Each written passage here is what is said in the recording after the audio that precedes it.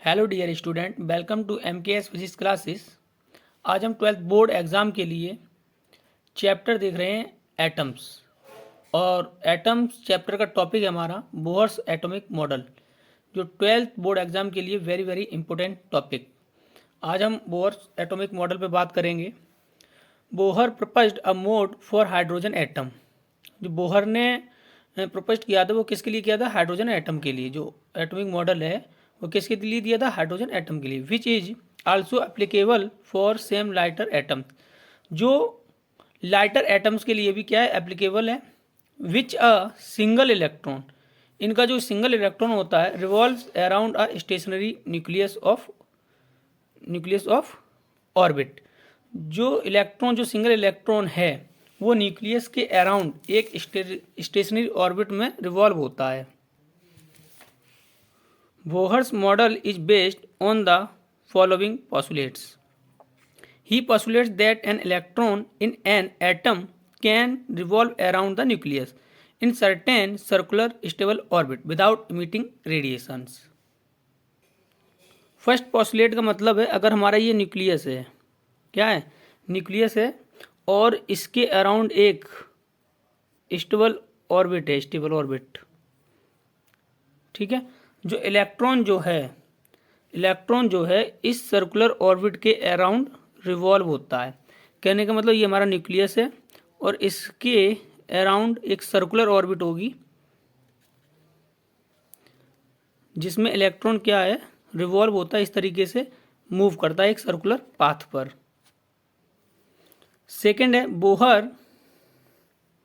Bohr found that the magnitude of the electron angular momentum is quantised. Angular momentum is quantised कहने का मतलब है L equal to mvn rn equal to NH/2 pi. Bohr ने second postulates में बोला electron जिस orbit में revolve होता है उसका जो एंगुलर मोमेंटम है, क्या है? एंगुलर मोमेंटम जो है L, वो इजकल टू होता है multiply integer and H/2 pi. n is a integer number, जहाँ पर n इजकल टू क्या होगा हमारा 1 2 3 डॉट डॉट डॉट। जो किसको n रिप्रेजेंट करेगा? नंबर ऑफ ऑर्बिट को, नंबर ऑफ ऑर्बिट। अगर हम सेकंड ऑर्बिट के लिए एंगुलर मोमेंटम देखते हैं तो क्या होगा? L इजकल टू 2H/2 पाई। क्योंकि सेकंड ऑर्बिट के लिए हम क्या n की जगह क्या पुट कर देंगे? 2। अगर हम फिफ्थ ऑर्बिट की बात करते हैं तो एंगुलर मोमेंटम क्या होगा? L इजकल टू n की जगह क्या रखेंगे हम? 5H/2 पाई। तो कहने का मतलब ये है कि जो एंगुलर मोमेंटम होता है किसी भी ऑर्बिट के लिए वो H/2 पाई का मल्टीपल इंटीजर होता है। L equal to n H/2 pi. तो L equal to m vn rn equal to H/2 pi, where n equal to क्या होता है? 1 2 3 dot dot dot and each value of n corresponding to a permitted value of the orbit radius. R N क्या होगी हमारी?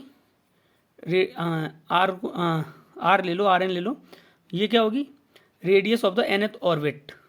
ठीक है। R N is equal to radius of nth orbit. V N क्या होगा? Corresponding speed. अब इसमें next point है third, the radiation of energy occurs. जो रेडिएशन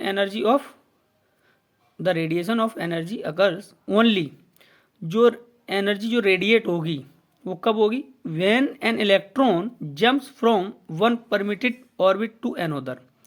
जब हमारा इलेक्ट्रॉन जो है एक ऑर्बिट से दूसरी ऑर्बिट में जंप करेगा तब एनर्जी का क्या होगा? रेडिएशन होगा। या तो एनर्जी एब्जॉर्ब होगी या एनर्जी इमिट होगी। वो देखते हैं कैसे। ये हमने दो लेवल दिखा रखे हैं energy level, E1 and E2। ये लोअर एनर्जी लेवल है और ये हायर एनर्जी लेवल। जब इलेक्ट्रॉन हायर एनर्जी लेवल से लोअर एनर्जी लेवल में जंप करता है तो एनर्जी क्या होती है? इमिट होती है। किसके फॉर्म में? फोटोन के फॉर्म में। क्या होगी? Energy emit. जब इलेक्ट्रॉन हाई एनर्जी लेवल से लो एनर्जी लेवल में आएगा तो एनर्जी हमारी क्या होगी? इमिट होगी। किसके फॉर्म में? फोटोन के फॉर्म में। ये हमारी क्या है? Lower energy. ये क्या है? Higher energy. तो कहने का मतलब क्या है? जो लोअर एनर्जी से इलेक्ट्रॉन हायर एनर्जी लेवल में जाएगा तो वो क्या करेगा? इलेक्ट्रॉन लोअर एनर्जी से जब हायर लेवल एनर्जी में जाएगा तो एनर्जी को क्या करेगा? एब्जॉर्ब करेगा। क्या करेगा? एब्जॉर्ब, जो बाहर से गिवन होगी उसे। If electron goes from E1 to E2 it absorbs the same amount of energy. Thank you dear student. Subscribe कीजिए, लाइक कीजिए, शेयर कीजिए।